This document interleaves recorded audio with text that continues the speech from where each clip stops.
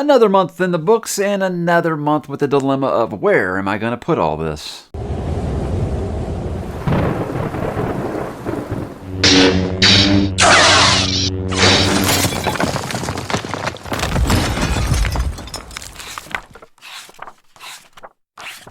Hey, what's up, bookworms and book collectors? Mike back again with another book haul, this time for February of 2023. Lots of new things. Have found a new home within this little space here. And I might not have found very much of a home welcoming space on some of these shelves, but it is stuff that I have added to the collection here, and I want to kind of talk about those. Now, where space isn't an issue is where we're going to start, like we do each month, guys, by talking about digital purchases, because what do I always tell you? They do count. I did actually go a little crazy on some digital purchases this month because I had some credits that were running out. Now, first, I want to begin with talking about The Outsiders by S.E. Hinton. This was one that I just kind of picked up at the end of the month because I had some extra time, and I was like, hey, I could probably fit that in before the new month rolls over, and I read it in a day. But obviously, guys, amazing book. There's a reason all these years later, it's still talked about constantly as one of the best coming-of-age stories of all time. I'm embarrassed it took me this long to read it, but it was a great read, and it did actually meet all those expectations that were placed upon it. I picked up a couple more of these books by Ryan Cahill within the Bound and the Broken. Now, last month I told you guys I picked up the trilogy of the Bound and the Broken, or not trilogy, it's book 3 of 5. Well, there are 2 novellas, The Fall and The Exile. I went ahead and picked up The Fall takes place before the series starts, and The Exile takes place between books 2 and 3, I believe. But I did actually read The Fall, which I'll talk about here in a minute, and I'm very excited to continue with that series. And so that's why I said, hey, I've got no problem picking up that other novella. And Ryan is a really awesome guy, and I just wanted to help him out a little bit. The Shadow Casket. Now, this is the sequel to The Emberblade by Chris Wooding. Now, I haven't actually still read The Emberblade, but it's very popular with viewers of this channel. I constantly get recommended The Emberblade by Chris Wooding, but haven't actually got to it yet. But the sequel did come out, and again, I don't have any immediate plans for this. I know that Chris Wooding seems like he's a very moderately paced author, and it is a long time between his books. And it isn't one of those things where, hey, I'm going to wait until it's finished to start it, but right now I'm not really anxious to begin it with those long waits between books. And I always say, look, I know that it hurts authors when someone says, I'm going to wait till the series is complete to finish it. But in my opinion, if I'm still buying the book, I don't see necessarily how that is hurting the author. But again, I'm not necessarily saying I'm waiting for the series to be finished. I'm just saying right now I have no plans to begin it. And I'll end this by talking about something nonfiction. Now, with me, guys, people ask me all the time, do you read any nonfiction books? Look, with me, the only thing I read nonfiction is books about the JFK assassination. I probably read a few dozen of those, or rock autobiographies. I think those are always a lot of fun. And this one I picked up for Bono, the lead singer of U2. He just put out his memoirs called Surrender. And this is something where Bono is a very divisive figure. People have hot opinions about him one way or the other. I'm a huge U2 fan. It's one of my favorite bands of all time. So I would love to get inside that head and see what makes him tick, what that journey has been like creating one of the greatest rock bands of all time. And I love rock autobiographies. I think they're just so much fun. Just that life, seeing what that life was like for everyone. It's just exciting because obviously simpletons like me will never ever know the rock star lifestyle, and I'd love to know more about it. So that's really what I picked up on digital this month. But I love digital, guys, because like I said, I don't have the space problem like that. Now, as for some physical purchases, only a couple here this month. I did talk about The Fall. Now, I did actually buy it on physical first. And here's the thing. The reason I didn't actually buy this book on digital, here's the deal. If you sign up for his newsletter on his website, you get this novella for free on digital for whatever reading device that you use. But I did actually go ahead and pick this up on physical first because it was like $5 on Amazon. And like I said, it's nice to help out an independent author. And this is an author I've just hearing so much about. And I really did like The Fall, guys. I talked about it on my most recent weekly update about how much I did like that book. And only one other physical purchase this month, guys. I did continue collecting those Witcher editions. This is Lady of the Lake. All I have left is Season of Storm. So I have the actual main series complete now. But I do got one more to get. But that, for whatever reason, Season of Storm seems to be the most expensive one. So I didn't do it yet, but I imagine that it will happen because I do want to complete this series. And again, if you don't know, just the art on these are just absolutely stunning. And regardless of how you feel about The Witcher overall, I felt like it's one of those series where I want to love it. I really, really want to love it, but I think it's just pushing. It's trending hard in the I just like it direction, because I just finished Time of Contempt and I was like, it was fine. It was nothing that was like blowing me away. I am going to continue with the series one way or the other, and that should be happening, I don't know, sometime this year. How about some books that I got from some authors? I did get a lot of stuff from authors this month. First up, now again, a lot of these are independent authors that I don't really know very much about. I tell them all the time, if you want to send me your book, I'm not sure when or if I'll be able to read them, but I always encourage you to chase your dreams, and if I can give you a shout out on the channel, I'll do that. So what I'll do with these guys is I will mention these, and I will drop a link down below where you can check them out, and maybe hook them up with a nice review on Goodreads or a nice little purchase. I think that would help them out quite a bit. This first one is called Bob the Wizard. This is from M.V. Prindle. Wrote me a nice letter. I do love a good handwritten letter. Thank you so much. And a very, very nice cover. I've talked about recently that it seems like independent covers, self-pub, their cover artists are just getting better and better. This one is really, really crazy. This is from David Scott Hay. This is called NSFW, not safe for work. But he sent me this really cool letter. But this has stickers. This has well, I guess it's just two different kinds of stickers. One is like reflective, but he also sent me a t-shirt for it. So very, very cool stuff. I don't know anything about the book. Like I said, if you guys want to know more, drop down below and check out the links that I have left. This is Silent Screams Into the Dark by L.W. Gullison. Another LW, your handwriting is flawless. Very, very good. Like at first I was like, is that one of those things where you get like the letter in the mail and it looks like it's handwritten, but it's actually not? But no, that's actually his handwriting. Very, very good. And then this one, obviously, this is from an author that I do know a little bit. We've talked on social media a ton. He's been a viewer of the channel for a long time. I think we first started talking way back when I was doing my Joe Abercrombie reviews when I first started the channel. So he's been here quite a while. I'm talking about Thiago Abdallah. He sent me his Ashes of Averin series, the first two on hardcover, and of course a novella that sets everything up. But these are stunning, and guys, these are naked hardcovers. So if you're one of those monsters who likes to take the dust jackets off your books, you can do that. They're stunning. They're very, very beautiful. And the thing about Thiago is he's like me. He loves a good dragon in fantasy, but he's trying to give the Griffin some time in the spotlight, and I'm obviously behind that. And this is the prequel novella, obviously. But yeah, his covers are stunning. His personality is great, awesome guy, and I can't wait to see what his actual writing style is like, because I know a lot of people, like Alan's been a champion of Thiago for a long time, and again, just off of how I've gotten to know Thiago as a person, obviously I want to read his books, and I will be doing that sooner rather than later. I did get one more digital one from an author. Now, this is an e-arc, and I think if you are a viewer of this channel, you have some kind of idea who Philip Chase is. Well, Philip Chase has chased his dream, and he is finally releasing his life's work in the Edan trilogy.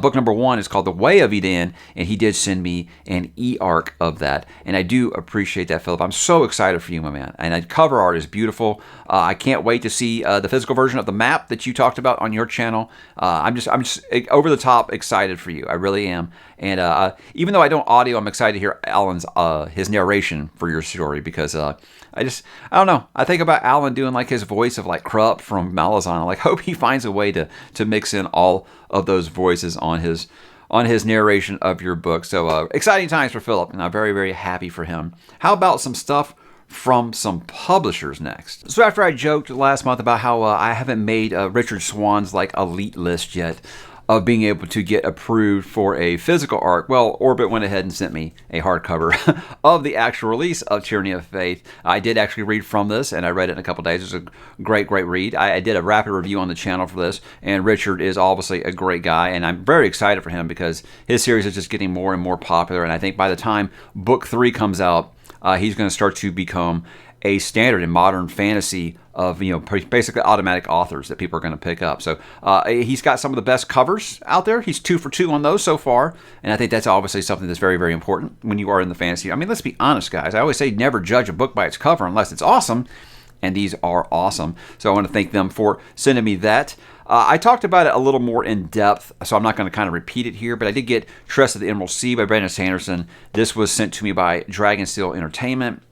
Like I said, I did a full video talking about everything they sent me. They sent me that box that had all the stuff in it. Again, I'll link it here if you want to go in and watch a little breakdown of everything that was inside that box. But incredibly humbled and just amazed that I was included in the list of people that got sent to, because, like I said, up to this point, I've never even been able to get approved for a Brandon Sanderson arc.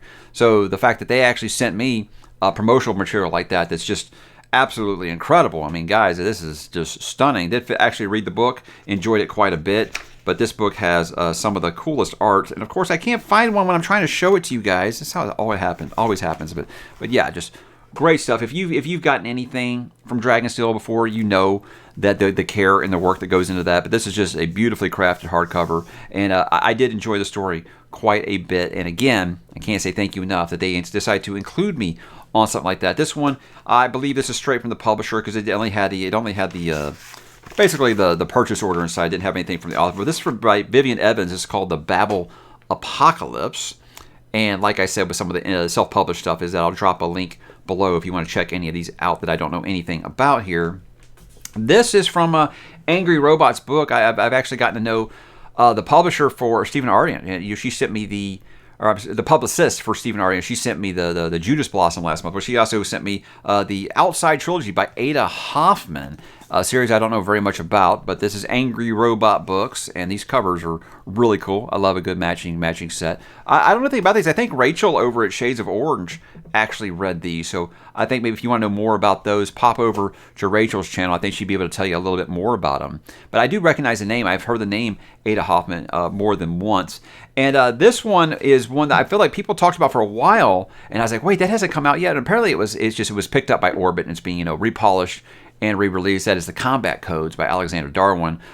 This guy has, as someone who has a minor in marketing, I admire this guy's marketing technique. He has videos on Twitter where he's basically like kung fuing people to get them to read the book. I think it's really cool, because the comparison I've got with this a lot, the comparison I don't like is Cradle, and the comparison that I do like is Red Rising. So I never know with those things if hey, it's blank meets blank. I'm just glad it's something that doesn't say it's blank meets Game of Thrones. That's always a plus for me.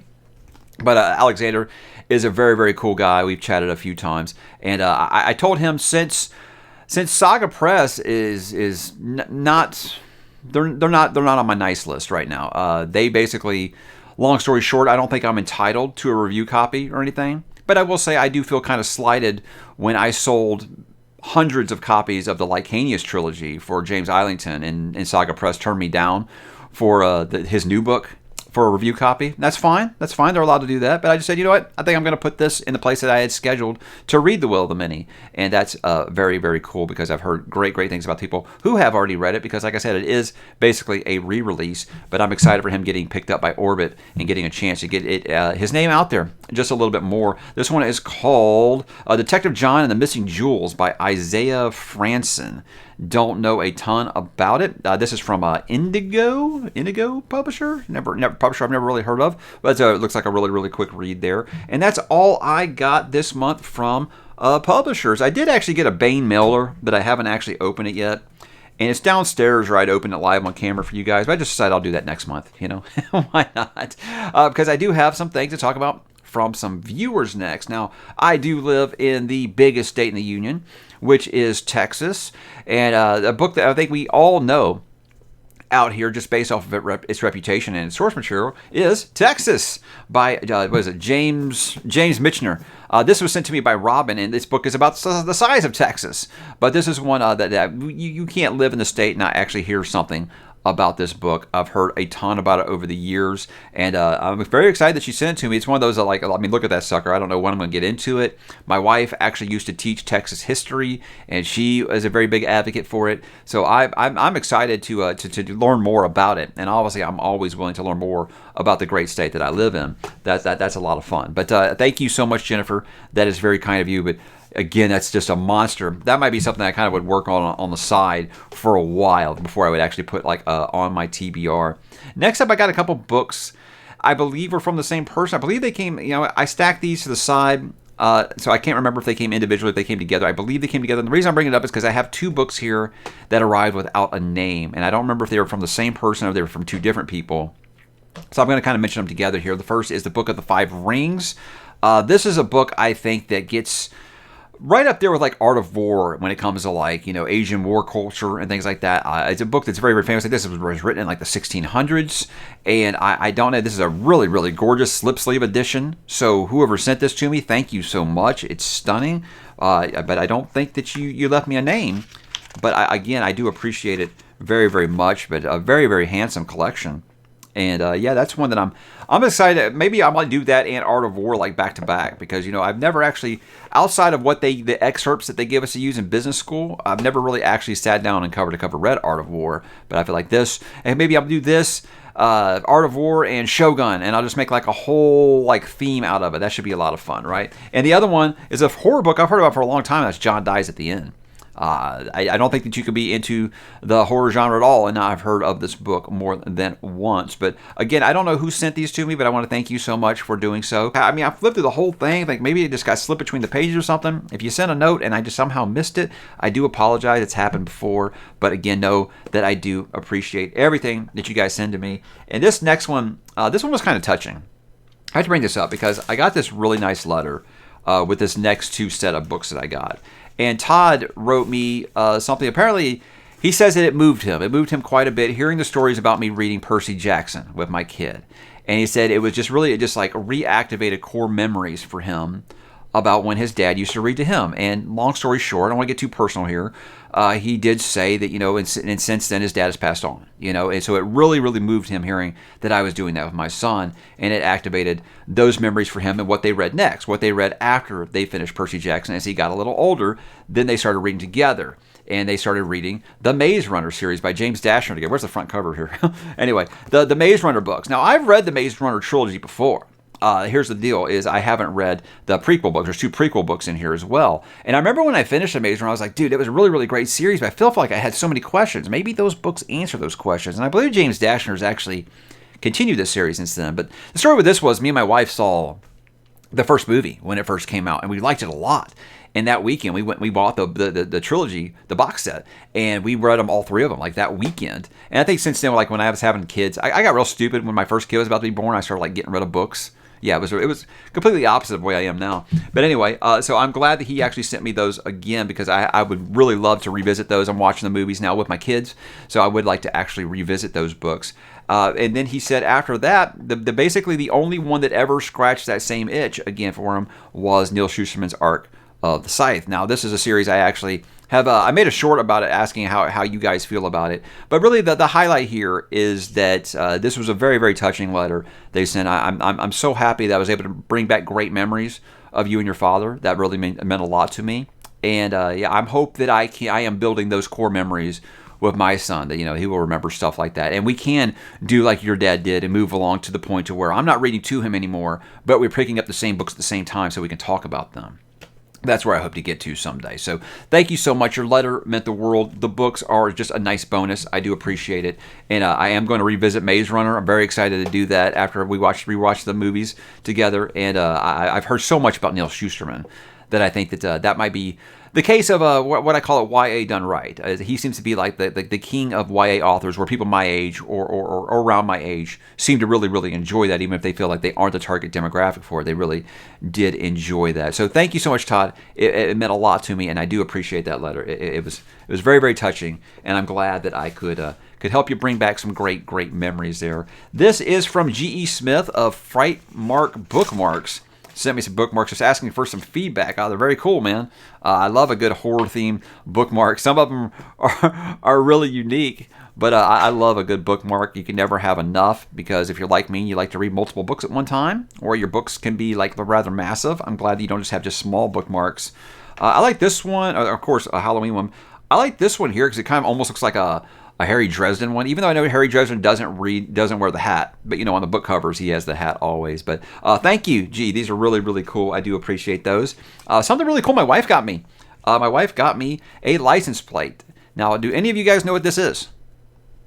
I'll give you a couple seconds. Has to do with something red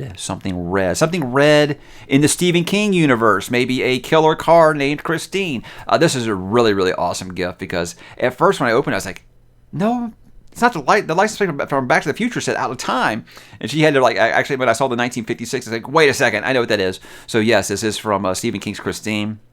I don't know. I'll put it up there somewhere with the rest of my Stephen King stuff, but this is really cool. I've got a little Hot Wheel car of Christine. But my wife does seem to know where my heart lies. It does lie in the multiverse with King, and she always is adding on to nice new Stephen King gifts for me. You know, she got me that Jack Torrance that I have on my door. It looks like here's Johnny in through my door. The bodies of the missing kids from It, the newspaper, and all those things. So she continued to add to that as we did have our dating anniversary is in February, and that was her gift to me. A couple of last things here. I got a couple of letters.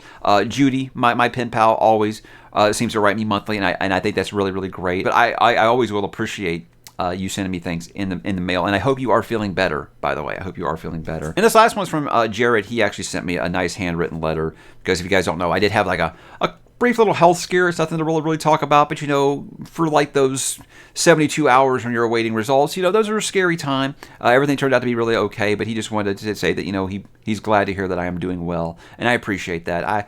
I hope I'm going to be around here for a little while longer to bother you guys and show you all this awesome stuff and say thank you for sending it to me. But guys, that was my month of February. Very, very busy month. Again, I think that handwritten letters, especially with some of the messages that I got this month, were really, really touching. I do appreciate it. And I hope that comes through. I hope I do make you guys understand how much I appreciate that you think of me and want to send me stuff. It's really, really just very, very moving to me. And again, I love you guys so much. And I will continue to say so until people tell me to stop, and then I'll do it some more. So guys, that was the month of February. Was there anything that you added to your home library? Why don't you drop in the comments and let me know, and I will talk to you there.